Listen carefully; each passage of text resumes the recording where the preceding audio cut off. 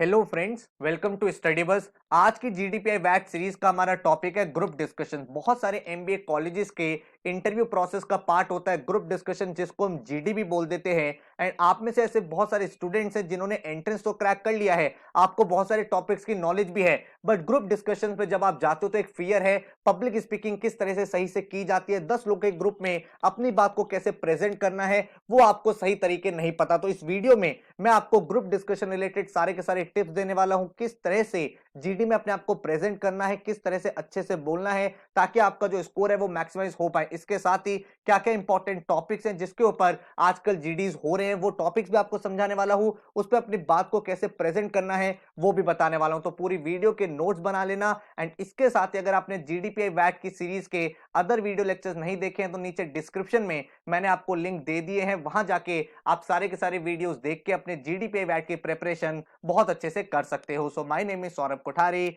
Let's start.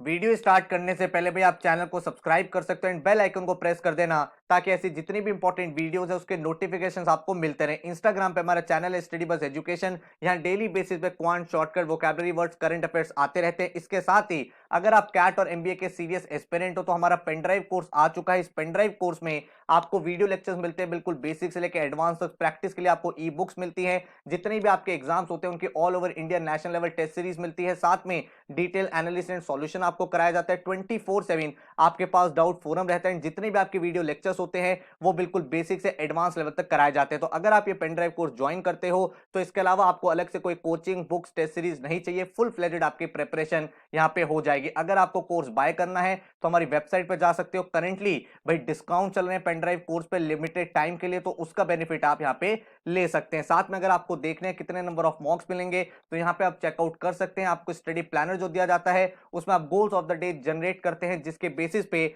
आपकी preparation एक बहुत ही स्ट्रक्चर्ड तरीके से होती है। कोर्स की और कोई डिटेल्स या डेमो लेक्चर्स या डिस्काउंट्स के बारे में जानने के लिए इस हेल्पलाइन नंबर 9958937705 पे आप कॉन्टैक्ट कर सकते हैं। So now let's start with the video. करते हैं सबसे पहले डूज एंड डोंट्स है। देखो भाई, फर्स्ट थिंग हमें यह समझनी है कि group discussion is not equivalent to a debate. ठीक है, ग्रुप डिस्कशन में एक ग्रुप है, उनके बीच में कुछ टॉपिक दिया गया, उस पर डिस्कशन करना है। तो अपनी वॉइस को बहुत ज्यादा तेज नहीं बोलना है, बहुत ज्यादा ऐसा नहीं कि भाई चिल्ला रहे हो आप, नहीं। ये सब क्वालिटीज एक अच्छे ग्रुप डिस्कशन लीडर की नहीं होती है। तो आपको भाई जब आप ग्रुप डिस्कशन में बैठे हो तो कुछ चीजों का ध्यान रखना है, वो हम यहाँ पे डिस्कस करते हैं। ठीक है, सबसे पहले भाई कोशिश करो कि आप टॉपिक को इंट्रोड्यूस करो। अगर भाई आपको टॉपिक मिला है एंड आपको टॉपिक के बारे में काफी कुछ पता है तो उस टॉपिक को इंट्रोड्यूस करो एक ब्रॉड मैनर में। ठीक है, तो मान लो फॉर एग्जांपल एक टॉपिक आता है, जैसे मान लो GST is good for India, yes और नो। तो आप ऐसा मत बोलो सीधा कि yes it is good, no. आप जीएसटी के बारे में बताओ कि जीएसटी कौन सा अमेंडमेंट था जो इंट्रोड्यूस हुआ, पूरे वर्ल्ड में कितनी कंट्रीज में जीएसटी है, फिर हमारी कंट्री का जो जीएसटी है that is one of the most complex GST, हमारे इतने रेट स्लैब्स है। According to this now we should understand and analyse whether this is good for our economy और नॉट। तो आपने क्या करा, आपने टॉपिक का इंट्रोडक्शन दे दिया, आपने डायरेक्शन दे दी, एंड इस वजह से आपको कुछ अच्छे मार्क्स यहाँ पे मिल जाएंगे। उसके बाद क्वेश्चन ये आता है, सर कितनी बार जीडी बोलें। भाई अगर मान लो एक 10 मिनट्स का जीडी है तो मेरा जो सजेशन रहता है वो रहता है 10 मिनट्स की जीडी में आइडियली अगर आप भाई 3 to 4 टाइम्स बोल लेते हो दैट इज वेरी गुड। आपको भाई जीडी के अंदर एक बात ध्यान रखना, कोई बोलने नहीं देगा, आपको अपना मौका खुद बनाना पड़ेगा। ठीक है, इसके बाद भाई बच्चे काफी बोलते हैं, सर अगर मान लो हमने जीडी में फॉर में बोल दिया या अगेंस्ट में बोल दिया तो क्या हम स्टैंड चेंज कर सकते हैं? डेफिनेटली कर सकते हो। आप बोल सकते हो that these are the points which are in favour of the topic, but at the same time I also believe that these are the other points which we should also discuss, या that is the other side of the coin where we can highlight. तो इस तरह से आप करके अपने for और against दोनों के पॉइंट बोल सकते हो। जब आपको पता चल रहा है कि लास्ट के 2 मिनट या 3 मिनट बचे हैं तो आपको as a group leader responsibility लेनी पड़ती है एंड बोलते हो that I believe that we are coming to end of discussion, so I would like to conclude the topic. तो इसका मतलब लास्ट के 2 मिनट में आपने क्या करा, आपने कंक्लूजन दे दिया एंड डेफिनेटली आप यहां पे कुछ अच्छे मार्क्स ले गए हो। इसके अलावा और क्या क्या चीजें जो हमें जीडी में ध्यान रखनी है? सबसे पहले भाई आई कांटेक्ट बना के रखना है। एंड आई कांटेक्ट लोगों से सबसे बनाना है। बहुत बार ऐसा होता है वन ऑन वन हो रहा है, नहीं, वन ऑन वन इंटरेक्शन नहीं करना है। You are talking to a group, आपके सामने 10 से 12 लोग बैठे हुए हैं, तो you have to discuss, filter out, and आप सबके साथ अपना आई कांटेक्ट मेंटेन करो। सेकंड थिंग, हैंड मूवमेंट्स, अपने भाई जितने भी नॉन वर्बल जेस्चर्स हैं उनको भाई काफी अच्छे से यूज करना है, अपना हैंड यूज करना है, फिंगर पिन पॉइंट किसी पे नहीं करनी है, ठीक है? तो अपने पूरे हैंड ब्रॉड करके आप किसी की तरफ करोगे, that looks more sober rather than pointing a finger, ठीक है? अब अगर मैं मान लो डोंट की बात करूं, तो डोंट की अगर मैं बात करूं तो नो पिन पॉइंटिंग। ऐसा नहीं है कि भाई आपने पिन पॉइंटिंग करनी स्टार्ट कर दी है, आप भाई फिंगर कर रहे हो, one on one conversation, no, ये सब चीजें एकदम नेगेटिव है, आपके मार्क्स एकदम कट जाएंगे, ठीक है? नेक्स्ट चीज जो है, अगर मान लो आपको टॉपिक के बारे में बिल्कुल आइडिया नहीं है, तो भाई आपको अगर टॉपिक के बारे में आइडिया नहीं है तो आप उस पर इंट्रोडक्शन मत दो। ऐसा मत करो कि भाई वेग इंट्रोडक्शन दे रहे हो, तो ऐसा ना हो कि इंट्रोडक्शन देने का पर्पस था मार्क्स लेना, बट यहाँ पे मार्क्स चले गए, ठीक है? उसके बाद भाई नो पर्सनल एग्जांपल्स। बहुत बार मैंने देखा है भाई जीडी में बच्चे बोल रहे होते हैं, कोई टॉपिक आता है और बच्चे बोलने लगते हैं in my family this is used to happen, या I used to do like this. भाई आपको एक ग्रुप डिस्कशन करना है, you are sitting at a managerial position, आप फ्यूचर में मैनेजर बनोगे, अपने पर्सनल एग्जांपल मत दो। अगर आपको भाई कोई कॉर्पोरेट या कुछ फेमस एग्जांपल पता है वो आप कोट करो, बट डू नॉट भाई ब्रिंग पर्सनल एग्जाम्पल्स। तो जब भी आप जीडी में बात करते हो इस चीज का याद रखना रूल, भाई आप सबसे पहले पूरे वर्ल्ड वाइड बात करते हो, वर्ल्ड वाइड के बाद आप कंट्री पे आते हो, कंट्री के बाद भाई आप सोसाइटी पे आते हो, सोसाइटी के बाद फैमिली पे आते हो, एंड फैमिली के बाद लास्ट में आई पे आते हो, ठीक है? तो कोशिश करना जितना अपने टॉपिक को ब्रॉड रखोगे उतना आपका बेटर रहेगा। अब भाई नेक्स्ट क्या होता है, किसी को भी भाई कट मत करो। कट मतलब आपको कोई बात बोल रहा है तो ऐसा मत बोलो नहीं आई एम स्पीकिंग, ठीक है? तो आपको ना जीडी में एंटर करने की आर्ट आनी चाहिए। देखो group discussion is an art, ठीक है? अब मान लो कोई एक बंदा है, अब ध्यान से समझना जो आपको एक पॉइंट समझाने की कोशिश कर रहा हूं, तो मान लो कोई बंदा है वो बार बार बोल रहा है और वो अच्छा स्पीकर है, ठीक है? अब आप कैसे उसको कट करके अपनी बात रखोगे? तो उसके दो तरीके हैं। सबसे पहला, आप देखना ह्यूमन साइकोलॉजी ये कहती है कि जब भी कोई बात बोल रहा है आप बोल दो आई एग्री टू दिस। तो जैसे मान लो मैं हूं, मैंने एक बात बोली कि GST is good for the economy because it will help to remove all the indirect taxes. तो आपको क्या बोलना है? आपको बोलना है a great point set by my friend, I would also like to add. तो जैसे ही आप उसके सिंक में आ जाओगे ना, तो वो बंदा ऑटोमेटिकली चुप हो जाएगा, वो सोचेगा हाँ यार ये मेरे बिहाफ पे बोल रहा है, तो आपको ही बोलने का मौका मिलेगा, ठीक है? फॉर एग्जाम्पल, अगर आपको मान लो किसी को कट करना भी है, आपका पॉइंट उससे मैच नहीं करता, ठीक है? मान लो इन द सेम मैनर, मान लो मैंने बोला GST is good for the economy, and आप इस बात से एग्री नहीं करते, तो आप क्या बोलोगे? आप बोलोगे indeed but I would like to differ in this manner. तो आपको बड़े हम्बल तरीके से जीडी में एंटर करना है। आप शाउट करके एंटर करोगे तो एग्जामिनर आपके मार्क्स काट लेगा। तो वो आपकी यही आर्ट देख रहा है कि आपकी लीडरशिप स्किल्स कैसी है, ठीक है? तो लीडरशिप स्किल्स कैसे पता चल रही है? आप टॉपिक को इंट्रोड्यूस कर रहे हो, आप पोलाइटली बार बार एंटर कर रहे हो। आप ये भी कर सकते हो कि आपने मान लो आपने देखा जीडी में आपकी कमांड बनी हुई है, आपने 2 या 3 बार बोल लिया है, एंड 2 या 3 स्टूडेंट्स ऐसे हैं जो कोशिश कर रहे हैं बोलने की बट उन्हें मौका नहीं मिल रहा, तो आप ग्रुप को बोल सकते हो आई थिंक दीज कैंडिडेट्स या these friends also have something to say, ठीक है? तो उससे आपको क्या पता चला कि आप एक लीडर हो, आप पूरी टीम में सबको मौका दे रहे हो। तो इस तरह से, लेकिन ये ऐसा नहीं होना चाहिए कि आपने खुद तो बोला नहीं है, आप बोल रहे हो I would like to give him a point. तो ये बहुत थिन लाइन है, आपको समझनी पड़ेगी कि 2 या 3 बार मैं बोल चुका हूं, मेरा कंटेंट जा चुका है, अब मैं क्या करूं? अब मैं कंट्रीब्यूट करता हूं ग्रुप में। मैं किस तरह से कंट्रीब्यूट करता हूं कि भाई मैं बोल रहा हूं कि these fellow guys will also like to add some point, या फिर कभी कभी ऐसा हो सकता है कि भाई टॉपिक जो है बिल्कुल डिफरेंट डोमेन में चला गया है। बात को समझ रहे हो? टॉपिक है जीएसटी के ऊपर और लड़ाई हो गई है पॉलिटिक्स के ऊपर, ठीक है? तो you can say I think that we are diverting from the topic and we should come back on this. या फिर मान लो आपके दिमाग में कोई नया पॉइंट आया, तो व्हाट यू कैन से कि भाई I think we have discussed a lot on this topic. I would like to add a new dimension to this topic and I would like to discuss on this part as well.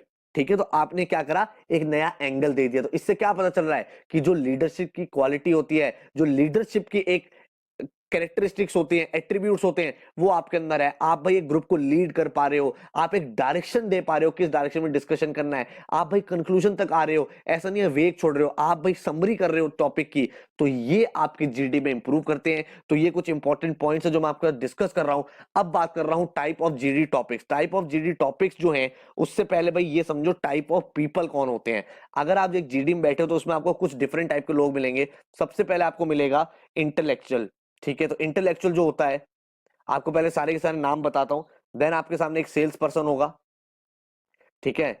फिर आपके साथ एक Spectator होगा,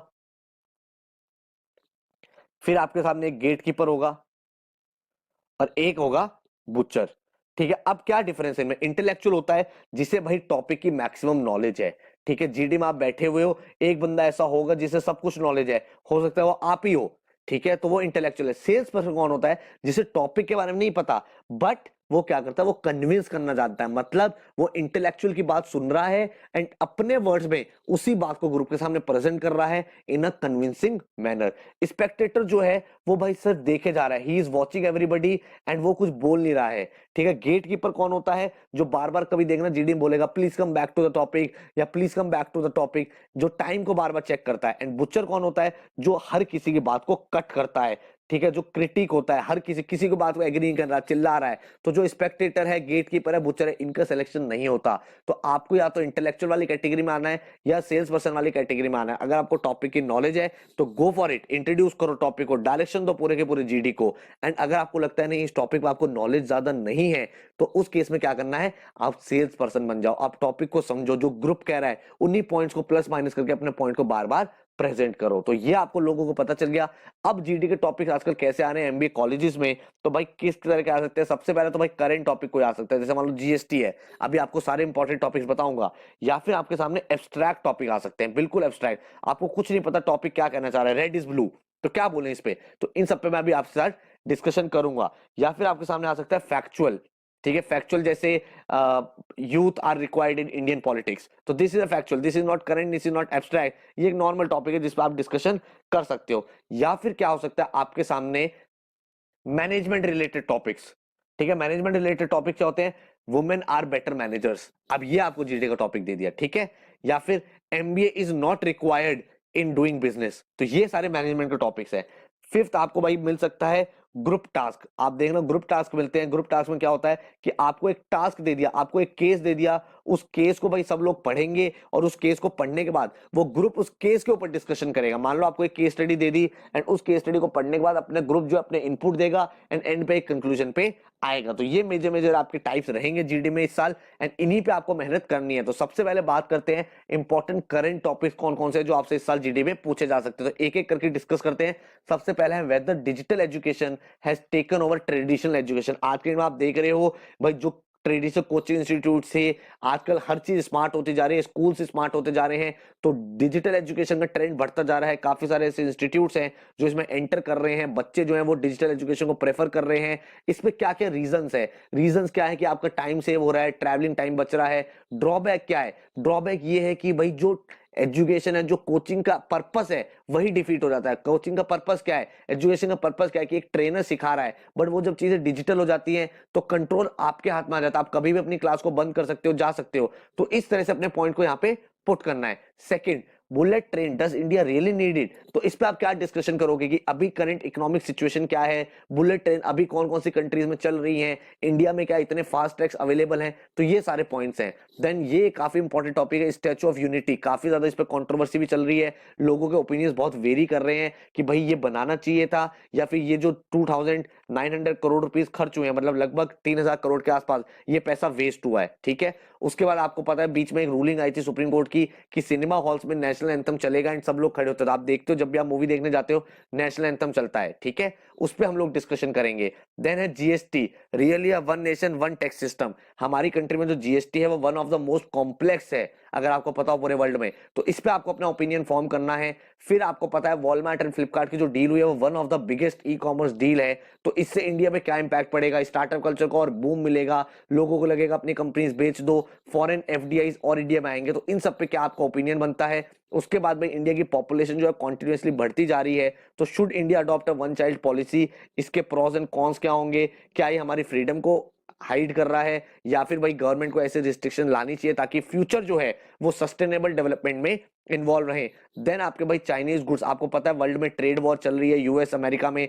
US कह रहा है China की वजह से हमारी कंट्री पीछे जा रही है, एंड चाइना जो है पूरे पूरे वर्ल्ड में अपना एक डोमिनेंस बना रहा है, तो क्या इंडिया को इससे खतरा है? फिर आपको पता है बहुत ज्यादा भाई इलेक्ट्रिक व्हीकल्स के ऊपर चल रही है डिमांड, तो आपको बताना है क्या इलेक्ट्रिक व्हीकल्स के लिए इंडिया रेडी है, कैसे चार्जिंग होगी, क्या क्या फैसिलिटीज है, स्पीड क्या रहेगी, टेस्ला जैसी कंपनीज है उनका क्या इन्वॉल्वमेंट रहेगा, इंडिया की जो कंपनीज हैं वो किस तरह से अपने आप को इनोवेट करे, लोगों का क्या इन्वॉल्वमेंट होना चाहिए, ये सारी चीजें। फिर सोशल मीडिया जो है आजकल आपको पता है बहुत ज्यादा फेक प्रोपोगेंडा, फेक न्यूज के लिए यूज हो रहा है, तो क्या एक्चुअल में कनेक्ट हो रहे हैं, चाहे सोशल मीडिया प्लेटफॉर्म हो, फेसबुक हो, ट्विटर हो या फिर इंस्टाग्राम हो, इनका रियल पर्पस क्या है, क्या लोग सिर्फ अपने शो के लिए वो यूज कर रहे हैं या they actually want to connect with people. फिर है एफडीआई जो है वो रिटेल में आ रहा है, उसकी क्या रेलिवेंस है, क्या जो छोटे शॉपकीपर्स है उनका नुकसान होगा, जो किराना स्टोर्स है उनके लिए बेनिफिट है या लॉस है, ठीक है। तो इसमें आप काफी सारी चीजें डिस्कस कर सकते हो कि इस तरह के क्वेश्चन रेज हुए थे जब 1991 में एलपीजी हुआ था, लिबरलाइजेशन, प्राइवेटाइजेशन, ग्लोबलाइजेशन, उस टाइम भी लोगों ने क्वेश्चन रेज करे थे, बट आज की डेट में वो काफी अच्छा है।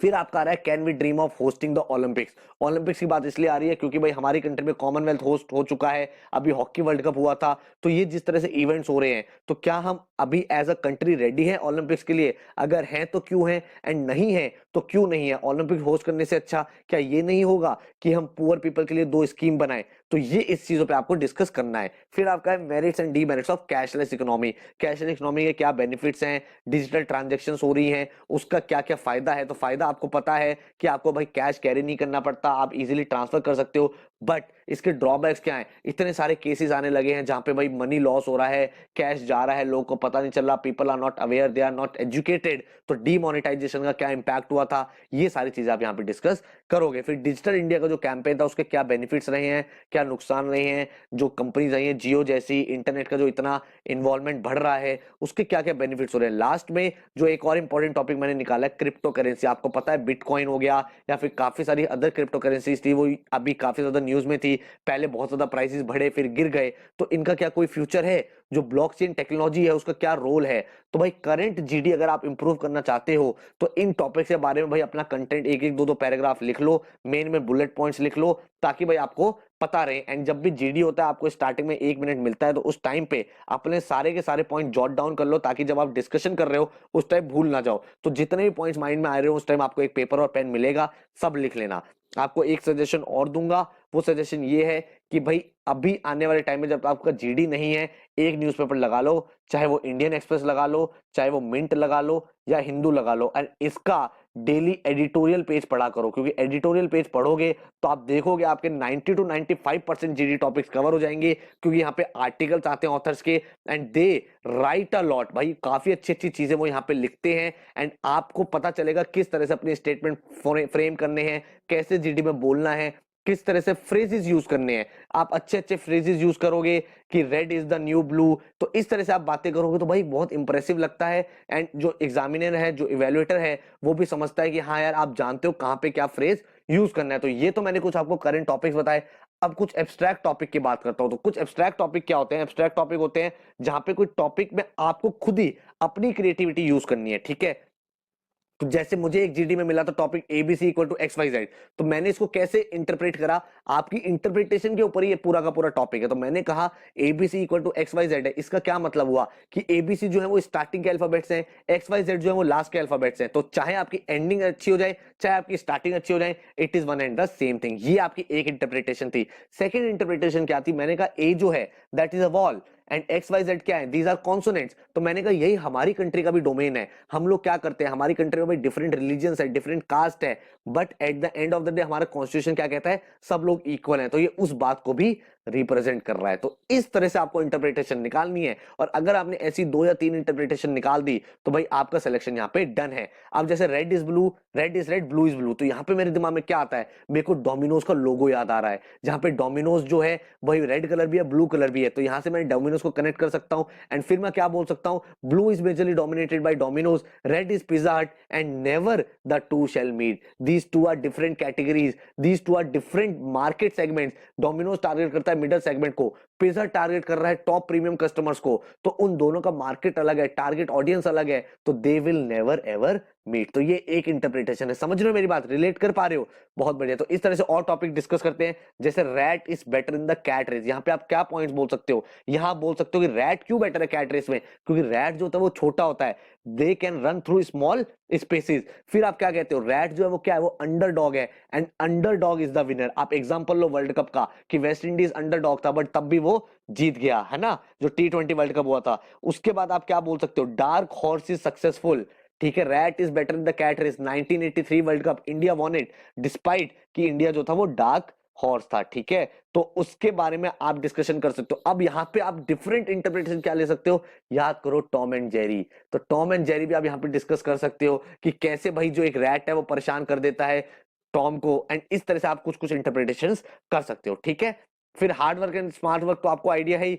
फिर frog in a well, frog in a well में आप क्या क्या पॉइंट्स बोल सकते हो, फ्रॉग इन अ वेल क्या रिप्रेजेंट कर रहा है कि एक वेल है उसके अंदर भाई एक फ्रॉग है, तो ये क्या रिप्रेजेंट कर रहा है, ये रिप्रेजेंट कर रहा है आपकी लिमिटेड थिंकिंग को, लिमिटेड थॉट प्रोसेस को। साथ में और क्या इंटरप्रिटेशन यहां से आ रही है कि फ्रॉग जो है वो बाहर क्यों नहीं निकल रहा वेल से, क्योंकि भाई वो कन्फाइड है, उससे भाई ये वेल सेफ लगता है, तो वो सेफ प्लेस में है। बट क्या वो अवेयर है आउटसाइड वर्ल्ड का, he is not aware of the outside world. तो frog in a well represents a creature who is not aware of the outside world. आप इसको किससे रिलेट कर सकते हो, आप रिलेट कर सकते हो इसे बुक वॉर्म से। बुक वॉर्म जो होते हैं, जो बच्चे होते हैं जो सिर्फ पढ़ते रहते हैं, जिन्हें कुछ मतलब नहीं होता दुनिया में, they are not very successful.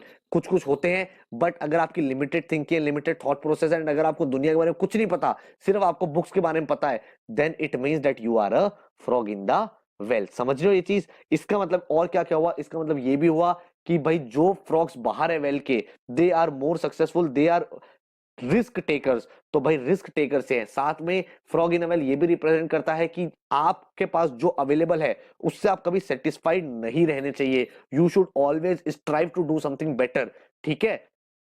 यहाँ पे ये सारे पॉइंट्स निकल के आ गए हैं। अब इसके बाद और क्या क्या हमारे पे टॉपिक्स हैं, ये जितने भी टॉपिक्स हैं, नाइस गाइस फिनिश लास्ट, इसमें आप क्या क्या एग्जांपल ले सकते हो, आप एग्जांपल ले सकते हो कि भाई जो भी अच्छे लोग होते हैं उनको हमेशा लास्ट, आज के में जो सक्सेसफुल है वो वही है जो स्मार्ट है, जो करप्ट है वो आगे जा रहे हैं। तो इसका मतलब इस कंट्री में क्या नाइस गाइस हमेशा फिनिश लास्ट होते हैं, बट यहाँ पे आप और क्या क्या चीजें बता सकते हो कि लॉन्ग रन में ऐसा नहीं होता, eventually good things happen and good things will happen. तो ये सारे पॉइंट्स यहाँ पे आप ड्रॉ कर सकते हो। फिर आपके पास भाई एक टॉपिक है, enemies make you stronger, allies make you weaker. तो यहाँ पे आपको कुछ पॉइंट्स लेके आने हैं जहां पे आपको ये बताना है कि जब आपके पास एनिमीज होते हैं तो enemy is the biggest teacher, ठीक है। और कुछ कुछ यहाँ पे आप कोट्स बोल सकते हो, वो कोट्स क्या क्या हो सकती है, a true friend should be true criticiser as well. या फिर आप यहाँ पे एक कोट यूज कर सकते हो, keep your allies close but your enemies more closer, ठीक है। तो ये काफी सारे पॉइंट्स है जो आप डिस्कस करोगे। यहाँ पे आप बताओगे जब एनिमीज होते हैं तो कंपटीशन होता है, कंपटीशन की वजह से हम भाई बहुत ज्यादा अपना बेस्ट परफॉर्म करते हैं, जिससे हमारी परफॉर्मेंस, हमारा ट्रू पोटेंशियल बाहर निकल के आता है। फिर आप यहाँ पे ये बता सकते हो, in case of enemy you are mentally prepared but in case of allies you are not mentally prepared. फिर आप यहाँ पे क्या एग्जांपल ले सकते हो, आप रामायण का एग्जांपल ले सकते हो कि भाई रावण को उसके एनिमी ने नहीं हराया, उसके एलाई विभीषण ने हराया। तो ये सारे जो पॉइंट्स है वो आप यहाँ से निकाल सकते हो, ठीक है। आप बात समझ रहे हो। फिर आपको एक टॉपिक दिया मैंने यहाँ पे, ब्लैक बॉक्स। ब्लैक बॉक्स अगर आप देखोगे, नाम इसका ब्लैक बॉक्स है लेकिन कलर इसका ऑरेंज होता है, तो इसका मतलब जो दिखता है वो होता नहीं है। ये आप इंटरप्रिटेशन दे सकते हो कि हमेशा जरूरी नहीं है जो भी आपने देखा वही सच हो, इसकी इंटरप्रिटेशन कुछ और भी हो सकती है। साथ में ब्लैक बॉक्स सुनते हमारे दिमाग में वर्ड आता है सीक्रेट टाइप का कुछ है, तो इसका मतलब ब्लैक बॉक्स का पर्पस क्या है कि कुछ सीक्रेट इंफॉर्मेशन डालने के लिए। तो आपका भाई ब्लैक बॉक्स कौन है, जिसके पास सब कुछ नॉलेज है, तो आपका ह्यूमन ब्लैक बॉक्स होगा कोई। या फिर आप इसकी थर्ड इंटरप्रिटेशन क्या ड्रॉ कर सकते हो, आप थर्ड इंटरप्रिटेशन ड्रॉ कर सकते हो कि ब्लैक बॉक्स फ्लाइट्स वगैरह में यूज होता है, एंड इसका पर्पस क्या है कि कल को अगर फ्लाइट कोई मिस हो जाए एंड ये ब्लैक बॉक्स मिले तो इसमें पूरी पूरी रिकॉर्डिंग होती है, ताकि ये पता चल जाए कि इस फ्लाइट के साथ क्या हुआ था क्या नहीं हुआ था। इसका मतलब आपकी भाई जो पर्सनल डायरीज होती है, जो लोग डायरी लिखते हैं या जो लोग ब्लॉग लिखते हैं, that is something a sort of black box, ठीक है। अब यहाँ पे नेक्स्ट टॉपिक मैंने दिया 2+2=5। This is again abstract topic. हम सबको पता है 2+2=4 होता है, बट 2+2 अगर मैं 5 लिख रहा हूं, इसका मतलब मैं क्या कर रहा हूं, I am thinking out of the box, I am trying to read between the lines, मैं कुछ नया करने की कोशिश कर रहा हूं, तो दिस रिप्रेजेंट क्रिएटिविटी। ठीक है, तो ये काफी सारी चीजें हैं, मैंने आपको कुछ टॉपिक बताए हैं जिस पर आप कंटेंट तैयार करोगे, तो इस टाइप के टॉपिक पर आप कंटेंट तैयार करोगे एंड थोड़ा बोलना सीखोगे कि कैसे अपने आप को प्रेजेंट करता है, then definitely you can perform really well in a group discussion. I hope आपको वीडियो अच्छा लगा है, काफी आपने यहाँ से वैल्यूज ड्रॉ करे हैं, कुछ कुछ इन्फ्लुएंसेस आपको मिले होंगे कैसे बोलना है कैसे नहीं बोलना।